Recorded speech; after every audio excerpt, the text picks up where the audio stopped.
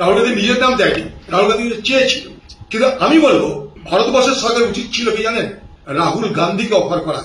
কারণ যদি বলেন পিভি নরসিংহ রাও যখন প্রধানমন্ত্রী তখন লোকসভায় বিরোধী দল নেতা ছিল অটল বিহারী বাজপেয়ী। ইউনাইটেড নেশনসে রাষ্ট্রপুঞ্জে পিভি নরসিংহ রাও ভারতবর্ষকে নেতৃত্ব দেওয়ার জন্য বিরোধী দলের নেতা অটল বিহারী বাজপেয়ীকে প্রস্তাব দিলেন এবং বাজপেয়ী তার নেতৃত্ব দিলেন।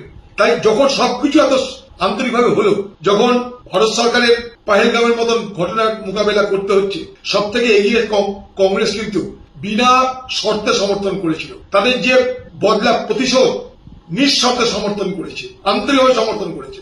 যখন ডেকেছে তখন সর্বদলীয় মিটিংয়ে উপস্থিত হয়েছে। অতএব সেখানে আমার উচিত ছিল, যখন সবকিছু এত সুন্দরভাবে মসৃণভাবে চলছে, তখন ভারত সরকার উচিত ছিল যে পার্লামেন্টের যিনি বিরোধী দলের নেতা তাকে প্রস্তুততা দেওয়া, যে আপনি একটা নেতৃত্ব দিন, আপনার নেতৃত্বে ভারতবর্ষ বিশ্বে প্রতিনিধিত্ব করুক, যেটা পিভি নরসিংহ রাও কংগ্রেসের প্রধানমন্ত্রী, অটল বিহারী বাজপেয়ী বিরোধী দলের নেতা তাকে করেছিল।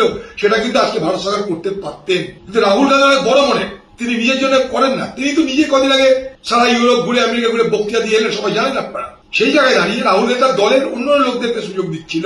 সেটা সরকার মানে ঠিক আছে, তাতে আমাদের কোনো আপত্তি নাই, কারো যোগ্যতা নেই, কোনো প্রশ্ন নাই, আমাদের সরকারের কোনো উদ্যোগ নেই, আমাদের কোনো আপত্তি নাই। কিন্তু কথা হচ্ছে আমাদের কোনো আপত্তি ছিল না। আমরা কখনো ওরকম চিৎকার চেঁচামেচি করে কান্নাকাটি করতে জানি যে কেন আমাকে বলা হলো না, কেন আমাকে বলা হলো না। এখানটাই দিদি আমাদের সেটাই করলো, একটা ছোট ছেলে মানুষই করলো, আমাকে কেন বলা হলো না, আমাকে কেন বলা হলো না। মোদী সরকার দেখলো, আচ্ছা ঠান্ডা করে দিই। এই বললাম বাচ্চাকে কাঁদলে কি করে, লালিপপ দিয়ে আইসক্রিম দিয়ে ঠান্ডা করে দেয়, দিদিকে ঠান্ডা করে দিল। দিদিকে বললো এমন লোক দাও, তোমারও পছন্দ আমারও পছন্দ। দিদি বললো এই লোকটাকে দিচ্ছি, আমাদের উভয়ের পছন্দ।